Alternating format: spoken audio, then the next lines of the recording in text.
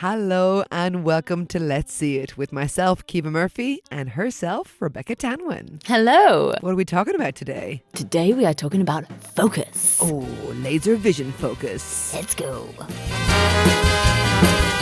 Do-do-do. Those are lasers. I get it. Pew, pew, pew. That's like a baby laser? Yeah. Pew, pew, pew. Pew, pew, pew. So, Rebecca, what do you think focus means? What does focus mean to you? I think focus feels different for different people. I think our brains are so uniquely wired that every person will focus and feel and understand the term focus in a different way. So for me, focus in a pure definition sense is focusing in on one thing, one objective, being present, being in the moment, and giving all your energy and attention to that thing, whatever it may be. So that's kind of like my definition of focus. Then how you access focus, how that works in your life, I think is another question. So Kiva, how is your focus? What does it mean to me? I think kind of the same thing as you said about paying attention to one thing. But I think if you're so hyper focused on one thing, so for example, I'm going to build a shelf. Yes, I'm going to just think about the measurements of this shelf and I'm just thinking of that. I think that can make it very stiff and then you can get rid of any inspiration. Whereas I think if you're focused and you're paying attention, but you're still a little bit aware of the outside world, maybe you think, oh, actually, maybe this shelf could go here. Or what happens if I paint it white and then add some lights or whatever? So I think sometimes there's an idea of focus is I'm just doing one thing, but I think it's also being organized and being calm and being present, all those things that you said, but also allowing things to come in that might inspire you or change your mind or affect it. Absolutely. And I think that is very true of certain tasks, potentially like creative focus. I think also for me, what focus is like periods of focused work or focused attention are periods without distraction. Yeah. So you can have all those things you were talking about, the creativity, the inspiration, the kind of thinking around the subject, divergent thinking, all of those things can come into your focused time, but it's about carving that out so you have the space to do it. Because we live in a world that is eating away our attention span, that's always kind of pulling our focus in many, many different directions. So it can be quite hard to carve out that time to put up the shelf. Having an hour, I mean, that's a lovely, clear, simple sort of DIY task, but getting it done without maybe looking at your phone and it taking you 2 hours or 3 hours because you're being distracted. Or you're not do focused. a quarter of it and then get distracted, Yes. which is, I mean, anyone who's anyway neurodivergent talks about this, and I think it's wonderful that those words are now more in the world of like, just for me to focus to put on a shelf, I'll stop and I'll reorganize my entire wardrobe and color coordinate it and then come back to the other 10% of putting up the shelf and then get distracted again. And I think we're realizing now that we're not all typical, that we are all a little bit atypical, and that it is so hard to allow the distractions to wash over you and not just get led astray. Absolutely. It's very easy to pick up that phone. It's very easy for a thought to pop in and be like, oh, I must message this person, or, oh yeah, I forgot to do that, or here is like, oh yes, I must send that email, or And then 45 minutes have gone by. exactly. Or you're like watching something on the TV and you're also on your phone. Oh. I mean, it's terrible. I do it too. I'm awful with that. The double screening, like the double, triple screening. It's terrible. It's really bad. And it's like, no, I sat down to watch this film. I should just watch that film and that's it. Yeah. And just to know that your focus gets distracted or it gets kind of split two ways. And it's like, okay, what are the things that I can do to refocus in and reground? Yes. Ground myself or ground, okay, I'm just going to do this one task and all the things that are around that task. Yeah. That's a big key to focus. For me personally, monotasking. Like there is this whole cult of like, I can multitask, I can do all these things at once. They will take you a lot longer than you going, I'm doing this. I'm doing this. But it almost feels like so intense nowadays. Whereas back in, when we were younger, even like I said, of our parents or grandparents' generation, there was only one thing. It's like, what am I going to do today? I'm going to fix all of my socks. And I'm going to sit down. I'm going to fix all my socks. What do I need? Great. I'll do that. I'll fix my socks. You didn't even need to have music or a podcast in the background or a this or a that, or I'll do it whilst walking and then get my steps in. And it's like, I'm just going to fix these socks. And we don't allow ourselves to be bored anymore. Mm-hmm. Allowing yourself, I know that can be very scary for certain neurodivergent brains to be bored. But if you have the ability to lean into boredom, it really helps you with avoiding distraction. So if you can stand in the queue to wait at the correos at the post office and not look at your phone, lean into the boredom of this, allowing your brain to think its thoughts, be there in that moment without reaching for the pacifier of the phone or the podcast or your music. It starts to train the brain it's really to difficult. be stronger. But I say this, I don't do this. Or I sometimes catch myself and I'm like, okay, let's try and do this 10 minutes. Just stand here. Just stand here in boredom. Because it is boring. Just stand here in boredom in this moment without looking at my phone, without listening to music, with my own thoughts. Because that kind of feels very scary. There's one thing Cal Newport in Deep Work says you should try and do is embrace boredom to get used to feeling bored. Yeah. But then I do two things when I'm in those moments. So I had a moment yesterday. So yesterday evening I was on the way to dinner and my boyfriend bumped into some friends of his who were doing a book launch, like a presentation of a new book that they had written. And so they were like, oh, you're here. Great. Come on in. And so we went to this book launch and I couldn't hear because they were too far away. It was crazy packed. I was wearing high heels. I was standing on a step. I was like generally uncomfortable and couldn't hear. And also it was just very complicated. The book sounded really fascinating. It was about romantic anarchism. I'm trying to translate it back into English. Romantic anarchism. That sounds a bit weird in English. Anarchic romanticism. Yeah, go with that. Sure, I'll go with that. I'm trying to see what the translation would be. And I'm sure it was fascinating what they were saying, but I couldn't hear them because they were just too far away and there was too many people. And I was really bored and also uncomfortable. And either I will start to count things, which I can thank my father for because he counts things and he trained me to do that. So then I count books, heads, people, fingers, light bulbs, anything on the seat. Like I'll just count anything all the time. And I drive myself mad with it. Or I will start creating stories. And I'll say like, oh, I wonder if that person's with that person. Or maybe they're not together. Or maybe they're fancy each other. Or I'll kind of make up stories. Where it's actually just sitting in the boredom, I find so difficult. But I will slightly counter that with, it's by embracing that boredom, by sitting there in that moment, you start to do something creative. Like your brain started to do something creative and different and interesting, was firing in different ways. So in a way, boredom can be a doorway into those things. Yes, I guess you are saying it's a distraction, but also it's a technique to improve your kind of creativity, your divergent thinking. You're not switching your brain off. You're not disassociating because you're bored. No, I'm still there and present. Exactly. I suppose. And you're in that moment noticing connections between people, noticing kind of creative stories. That's all. Daydreaming and imagination is really important to the creative mind. Having a daydream, having a wonder. Ideas come up in those moments. And it's only because you were bored and you didn't get out your phone and pacify yourself that you then went, oh, I'm going to make this story with all these people here. This is my inspiration. Here they go, boom, boom, boom, boom. Yeah. And a little idea or something could come out of that. And it's I don't think that's like a bad thing to do. I don't think you weren't leaning into the boredom. I think the boredom inspired you to do something that was a bit more interesting. Out of the box, yeah. Maybe that's true.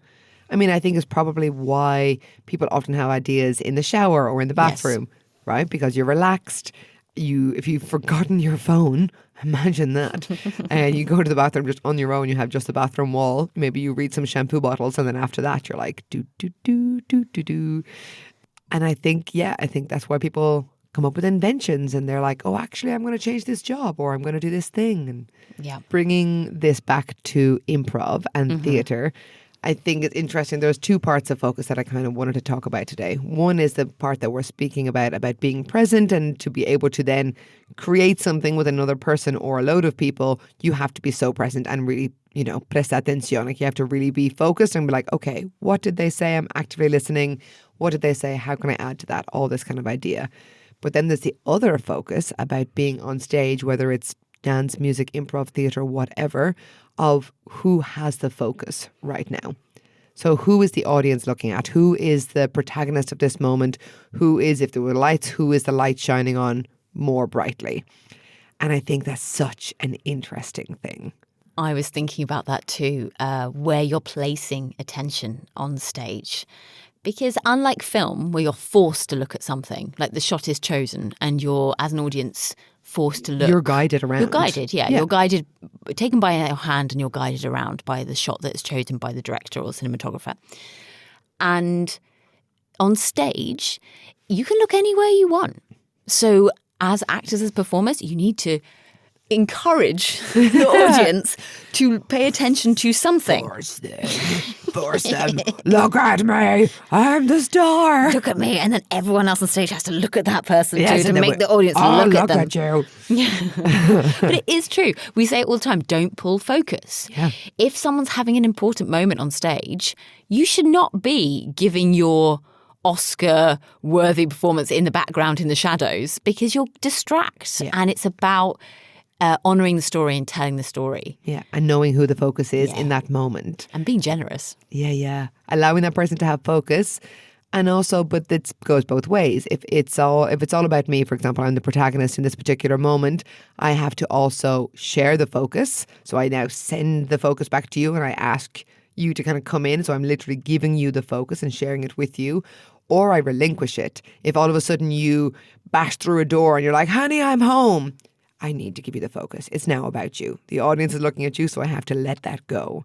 And I think when ego gets involved and, okay, it was all about me, but now they've upstaged me, literally standing in front of me or literally stealing the focus, it's a kind of a double-edged sword, because you need to be able to give it up, but you also need to be able to accept. Yeah, and I think that's quite a good lesson in life, knowing who has the focus at that moment and where the focus needs to be placed, and also not letting your ego get in the way and making it all about yourself. And doing performance teaches you that. Yeah. Teaches you to step down, step back, let someone else Let take them have the lead. spotlight. Yeah. Yeah. Because otherwise the scene doesn't really work. If you've got one person dominating the scene, I mean, that can work. If it's a solo, fine. It can happen. Yeah. And even if it's a duo scene, but it's about that person, if someone is giving birth on stage, okay, more than likely their protagonist is the person giving birth, but also not necessarily. Maybe the story is actually about the anaesthetist. Exactly. I'm also very proud of the way I said anaesthetist. Yeah, not a single stumble inside. Did you see that? I find that a hard word to say. It's a hard word. Anaesthetist. Ooh. Anesthesiology. Anesthesiology. It's a hard one. It's a super hard one. You see the tension coming to my body. Anesthesiology. I'm like, oh, I can do this. She's disappeared. All of her lips have disappeared. Right. Like, Tight. Electricity. I can't say this word. You just said it. I guess I'm really thinking about it. I have to really kind of stop and go, electricity. Electricity. Yeah, if not, it just comes electricity. Like, it's just nothing. It's just nothing. It's just an Irish mess. It's just an Irish mess. Instead of an Eton mess dessert, an Irish. Is that what you thought of? Oh, I was thinking the same thing. Bring on the strawberries. Yeah. An Irish mess. It's exactly the same, just with whiskey poured over it. Perfect. Is that too stereotypical? It's not. It's fine. It's fine. I was home last week and I was like, it's been 4 days. I haven't had a Guinness yet. What's going on? I mean, I did. It's all right. But it was a stereotype. I was like, I want Tato crisps and a Guinness in a pub. It's true. As soon as you go home to, Barcelona is our home, but as soon as we go back to our native homes, there's something you immediately want straight away. Yeah. Like, I cannot find here, and I don't mean to be a terrible stereotype as well, but I cannot find here in Barcelona decent fish and chips. And I mean, like, really good. Yeah. I mean, you can find okay ones. Yeah. But not the place like, on Rocafort, the fish and chips place. it's fine. Yeah. It's fine. But it's like, it's just not the same. No. It's not the same. I'm sure everybody feels that about their, like, Their home comfort thing. thing. Yeah, exactly. It's just not the same. It's not the same until you're there. Just sitting. So, people out there, tell us of your things. Tell us of the things that you miss from your countries. Oh, yeah. Yeah, we This want has to know. nothing to do with our theme, but we're very, very fascinated now. Tell us what you miss. Or tell us the things that help you focus. Yeah. Maybe that'll be more on brand. Do you think one thing that I find very helpful for focus, scheduling time, doing schedules, doing plans the night before? If you do it on the day and you're scrabbling with your plan, you're wasting energy. You can adapt your plan so that things come in, you can shift and move. I like to close off my day. This is another Cal Newport point. I like to close off my day with the plan for the next day. Like what I would like to achieve, what I'm going to work on. So I don't in the morning have to go, oh shit, I need to make a plan.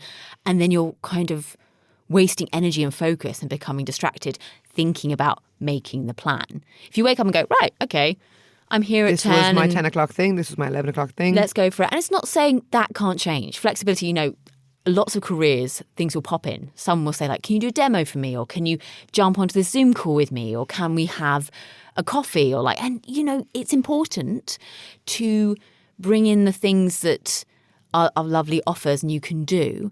But also it's quite important to keep your non-negotiable time non-negotiable. And that's hard. It's really hard. Because when someone says, do you want a Kenya in the sun? And you're like, yeah, I think I do. Yeah, I do. Absolutely. I don't really want to do this spreadsheet anymore. Yeah. But I think it's being realistic. I think I love a good list. Absolutely love a good list. And I admire that you can do it the night before. I think I do that sometimes and it does definitely help. But I will write my list and there will be 15 things on it. And realistically, I can do 5. And then I finish the day feeling a little bit frustrated or a little bit annoyed at myself. I'm like, oh, I really should have focused more. I should have planned my time and had a routine, and you kind of beat yourself up about it. Whereas if I was realistic, like, how long will this thing take? This thing will take 2 hours. Okay, well then it will take 2 or 2.5 hours. I'll schedule 2.5 and then I'll feel good. And I think also building into your plan times to rest, times to let go of that focus and times to go, okay, I'm on this spreadsheet. Great, I'm doing the spreadsheet and then I'm doing something else. I'm going to make lunch. I'm going to go for a walk. I'm going to stretch. I'm going to whatever. That is super important. Scheduling time or making time to recharge or pause or like shift gear and step away from your work will make it easier for you to focus. I know it feels counterintuitive. It does. It feels like you're being lazy or you're like kind of you're not doing your best. You're not giving every single moment. But I would say really lean into like taking breaks, taking those recharge moments because it will make you feel happier. It will make you more productive because it's like running an old, no offense to everyone's brains, it's like running an old computer. Mm-hmm. You know when you used to have like an old computer, not now, they're much more like efficient, and the fan starts to go. Yeah. Because it's working too hard. The CPU is working too hard. It's still doing what it needs to do, but it's under a lot of stress and pressure. And if you just like turn it off, reboot your machine, give it 10 minutes, that sort of thing, it runs much smoother and much better. So when it comes to scheduling, yes, I run sort of 2 schedules. So I do have the to-do list like you, and I have a little book that basically has a to-do list, and it's an ongoing to-do list. So there are some things in there that are bigger projects, there are some things that are small, there are some things that are a bit more urgent. So, but everything that's kind of like minor or life admin, I put into the to-do list. So for example, one of my projects in there is revamp this studio space, but that's like a biggish project. That's like a weekend project, but it's in there so I don't have to hold it in my brain. The other thing I use when I'm doing my schedules for the day is I use a thing called the Moscow method. So basically, it's an organizational tool and it's basically kind of like a fancy list. So you have 4 boxes and it is... Like a quadrant. Like a quadrant, exactly. And in one quadrant you write must. And in the other quadrant you write should. In the third quadrant you write could. And in the fourth quadrant you write won't. So your musts are things that are high importance For that day. that you want to achieve that day. Those are things so there might be one thing, might be two things that you really want to get done for today. And if you get those two things done, or that one thing done, great, tick, your day's doing good. Then you move to should. That's if you're running well on your musts and you get your musts done, you move to your shoulds. And if you're going really well, like you're being super productive, you then move to your coulds. And then you can get all those 3 boxes done. Your won'ts are either things you completely remove from your to-do list, as in like, I don't need that on there. Why is that on there? Like that should be, I can give that to someone else to do, or I don't need to do that anymore, or let's remove that. Or I sometimes write won't yet. So it's something that's in my mind, like for example, editing the podcast or something, and I know I should do it. I'm like, oh, I should do that. But by writing down as in won't yet, I give myself permission to not worry about it. Yeah, to not worry about it for that day. It will go into the musts or the shoulds or the coulds on other days. But on that day, you know what? This day is about these musts. So I ignore. So it kind of gives you that freedom to go, I don't think about that today because it's not on my musts. Wow. And I really enjoy it. And then at the end, I write a little summary. Oh my God, I'm such a nerd. You are a nerd, but it's a beautiful thing. And I think all of this stuff is helping people out there. Yeah. You know, I think it's great. I think it's interesting on how between the two of us, we're both friends. We both have lots of things in common. But in this, we're very different. Yeah. The way that we both have focus, I'm going to say technique in quotation marks because it's not really a technique. I get an awful lot done. I do an awful lot of things. A lot of people tell me that they're like, how do you have so much energy? And it is finite. And I sometimes, have a day where I'm like, I'm just not feeling it. But I am very scattergun approach with my focus. I will do in a very improviser brain. I will do one thing and I go, yes, and that makes me think of this, and that makes me think of this. So I will often do 20 things, 3 of which were on my list, and the other 17 I was inspired to do along the way by having my focus being really split and shared. I do still feel good at the end of the day because I'm like, I did 20 things, but I would also feel much calmer if I could just do 5. Yeah. I admire you so much that you can go, I'm just going to do these things. And I know there's a reality and there's the want to do things. I'm sure you're not perfect every single day, though it seems it. Seems so perfect. With her jar of beautiful things and her gratitude journals and her lists and your Moscow and your Pomodoro. Don't. You make it sound so unrelatable. You're not. You're so good. No, I'm about to counter you in a minute with something. So I think I work in a different way. If I have a big list and I pay equal priority or equal attention to everything that comes into my brain, I get overwhelmed and then I can't do anything. Then I'm literally like, you know what? Today's over. Fuck it. I'm not doing anything. And I'll just like sit in my bed and watch Netflix, or I'll just go for a walk, or I'll just do something else. I'll just do something else to distract myself, and I'll push everything to the next day, which is a distraction method because I suddenly feel overwhelmed. So when you talk about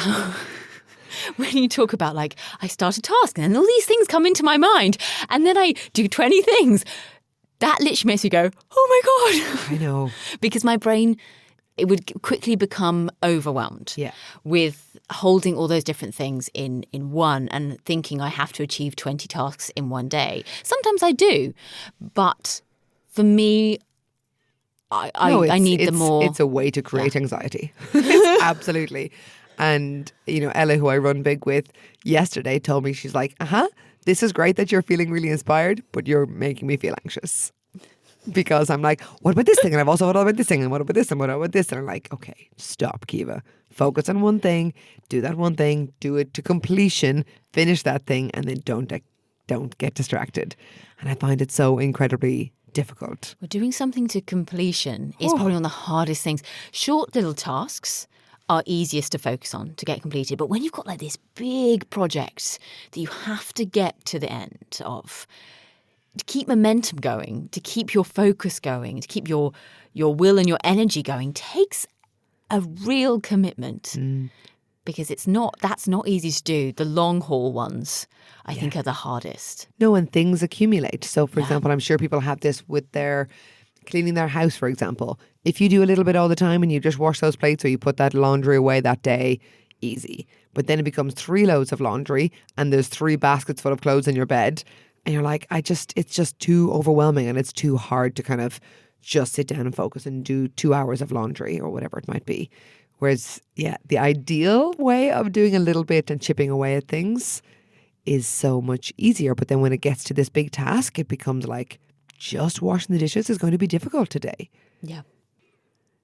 But a good thing, I think, for if you're doing a long project or any kind of thing where you need a bit of focus, or maybe it's something you don't want to do. I always call it like eating the frog. Like eat your frogs. Eat your frogs first. And a good thing for that is to find accountability. Right. So announce that you are doing it. Announce it to a friend, announce it to a group, go into co-working, let people know what you're doing. I mean, there are lots of virtual co-working platforms. I do facilitate for one called Flown. And one big thing there is the accountability and keeping yourself on track through long projects. I mean, we've had people write books on there, people set up businesses, get funding grants, write theses. Did I say that right? Theses. Yeah. A thesis? A thesis. A thesis, 2 theses. Yeah. Write their papers. There we go. But, you have the accountability there to say, I'm going to do this. And giving that non-negotiable time every day just to chip away at this huge task. Because it does feel like standing at the bottom of a mountain and going, how do I get up there? And of course you don't go boing, like jump up. Book done. We're not next. I seem to have written 100,000 words. Bosh, done. 1 hour. Maybe with ChatGPT, who knows? But it's not. That's not how we work. It's step by step. It's little bit by little bit. You're not going to the top of the mountain immediately. You're going up that path. Yeah. And then you're going a little bit more. And that's where kind of looking back and noticing progression and writing summaries and praising yourself for the progression you've made is a really positive motivator to keep yourself going, because you can not notice it otherwise. Yeah. I think those milestones is a huge thing. Yeah. So if I'm writing, I think writing a book is a really good example. It's like milestone 1, wrote an introduction, or finished a chapter. Next milestone, finished this part of the story, or whatever it might be.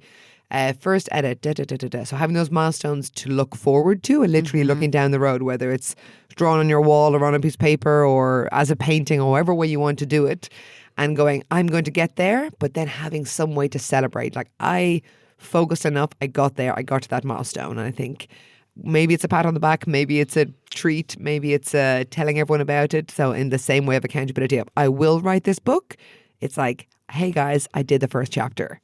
And I think sharing that is like, but I think we do that so much with kind of like life goals. We're like, you bought a house, you got married, you had a baby, and we celebrate them and we have parties and we give gifts and baby showers and cakes and all these kind of things. But it's like, no, dude, that guy set up a business, or she quit her job, or they got a promotion. And I think we need to celebrate those wins as well and go like, that person really achieved that thing, even if it's not the got married, had babies thing. Yeah, it's like milestones within your career, I think, are just important motivators, because we can get very stuck in like, let's go, I must achieve, go, more and more and more and more. And there's another mountain after that mountain. And exactly. It's like, lads, you made it up one mountain. Yeah. Fair fucks. And are we allowed to swear? Well, I think I already have. Have you already? Podcast. I think I said fuck at one point. Oh, did you? Now you've said it again. Oops. Oh, explicit. Dear. I mean, there's 5-year-olds who swear. Come on, yeah. Come on. A 13-year-old has a much dirtier mouth than me. Oh, you how just became they? 75. Oh, the young people these days. Clean it out. Did people really clean their mouths with soap? Is that just an expression? I don't know. I bet some really nasty parents did.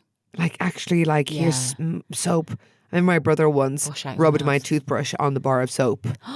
And then I brushed my teeth with soap, and it was like, it was horrible. It was a proper like prank. What a meanie. I can still like picture it in my mouth. Evil. That'll be taken out of context. Just that soundbite. Dig it in my mouth. So we've spoken quite a lot about focus in our lives and in our careers and generally how we handle it, how we feel about prioritization and organization and improving our focus. But are there games we can play? Are there theatre or improv games we can play to help improve our focus or notice and work on that muscle? I think, yes, there are hundreds. And I think, like we talked about, being focused in a scene, being present is obviously the basis of improv and about creating things. Being focused with yourself, being focused with your partner, paying attention to the audience. I come from a clown background. And focus is a huge thing because the difference between clown, there are lots of differences, but the main difference between clown and improv is the idea that clown is for the audience. So for improv, it can be you and me and we're having a great time and we finish the show and we're like, oh, I didn't pay attention to the audience. I had fun. You had fun. It was, whatever. It was great for us, but we don't know what the audience felt. Whereas with clown, you're constantly hyper focused on the audience. So if the audience likes something, you acknowledge it. You're like, oh, okay, I saw them, I heard them, and you keep doing it. And then you make it bigger and you make it bigger and you keep digging down. So you have to be really focused on yourself and your play and your game and your fun, but you're focused with the audience hugely because it's all for them. How interesting. Yeah. I didn't know that. Yeah. And so if I'm ever teaching in a clown class, you will hear me say over and over again to look to the laugh. So if you get a laugh, you acknowledge it. And 99 times out of 100, that person will then laugh again. And so you've got a free bonus laugh. And then if you stop and you're doing something else and you look at that person again, boom, you will get another huge laugh. And more than likely it will then be infectious. So focusing in on that reaction, whether it's a laugh, a gasp, a shock and anything, huge. So I think focusing on the audience is a huge, big thing. And in clown, the realization that you've lost focus is a huge thing. So we call it being in the shit, which is when it's not about you or you failed or you're in this kind of failure circle moment. So if I realize that the audience, because I'm focused on them, if I realize they're all looking at you and they're like, oh, Bex has got the focus and I don't. One is accepting that you don't have the focus and then thinking, how can you get it back? Oh. Yeah. And it can be very playful and childlike. It can be vindictive and malicious. It can be anything that you want to play it. But that idea of like, how can I accept that I don't have the focus and how will I get it back? Oh, that's very interesting. Yeah. But a game that we can play to try and focus our minds and to try and meld our minds is an exercise that's called mind meld. Ooh, okay. So what's going to happen? It sounds completely impossible, but we are going to try and focus in together and think about how I think and how you think, Okay. and how we can find the same word at the same time. So what's going to happen is I'll think of a word and I'll say, yeah, to basically tell you that I've got a word, and you'll do the same thing. Have you got a word? Oh. So think of a word now. I think a word now. Okay. Think of a word and say, yeah, when you've got a word. Yeah. Great. So we're going to say 1, 2, 3, and then you'll say your word and I'll say my word after 3. Yeah? 1, 2, 3, toothbrush. Hairbrush. We didn't plan that, my friends. What? Okay. So we have toothbrush and we have hairbrush. So now we're trying to find a link between those words. What is the thing that links those two words? So whenever you've got something, you'll say yeah to acknowledge to me that you've got something. Yeah. Yeah, and I'll think about it and I'll say, yeah. 1, 2, 3. Morning. Bathroom. So now we've got bathroom and morning. So we get rid of all the words before. We can't repeat any words. We've got bathroom and morning. What links those two? Yeah. Yes. 1, 2, 3. Shower. Yes! And it goes with the song. If you want to sing the song. Yeah, sing the song. It was a mind meld. It was a mind meld. It happens all the time. It was a mind meld. Yay! This song is very important. But yeah, that was fast. That was, we got it in 3. Amazingly Boom. fast. Sometimes it takes 50 because you'll get very close and you're trying to focus in on how that other person thinks. So it's an interesting game, but it's a great one to focus before a meeting or to get in tune with someone. Yes. Or just a good long car ride game Yeah, that is to see how other people think. good fun. Yeah, to, we got focus it in in. 3. I'm going to share a little thing if you want this for focus as well. Bring it. So this is not a theatre game or a improv game, but it is a breathing technique and is used by I have everyone from meditation teachers, yogis, to the army, to bomb disposal, to sports people. It's called box breathing, and I'm sure many people have heard of it. Many people may have used it. And it's basically you breathe in for a count of 4, you hold for a count of 4, you breathe out for a count of 4, and you hold for a count of 4. Okay. And if you'd like to, you can imagine the sides of a box as you do it. So you breathe in on one side, you hold on the other side, breathe out on one side, and you hold on another side. Got it. So you can imagine that if you want. There's some lovely little graphics as well online that kind of guide you through it. And what box breathing does is it first of all pulls your attention quite strongly to the breath, and it creates focus without creating too much of like a Zen feel. Because sometimes when you do like deep breathing and that sort of thing, it can make you feel very relaxed, but not quite in the zone.